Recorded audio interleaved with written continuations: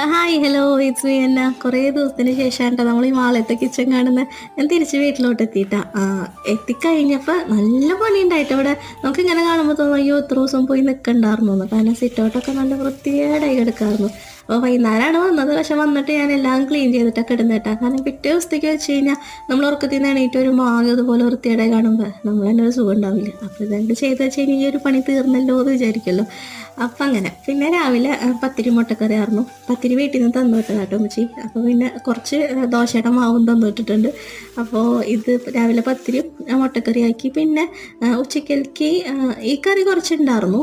പിന്നെ നമ്മൾ ഉപ്പേരി വയ്ക്കാമെന്ന് വെച്ചുട്ടാ. സാമ്പാർ കഷ്ണത്തിലത്തെ പയറുകളിൽ എല്ലാ പയറും കൂട്ടി പിടിച്ചരിഞ്ഞൊരു ഉപ്പേരി വെച്ചുട്ടാ.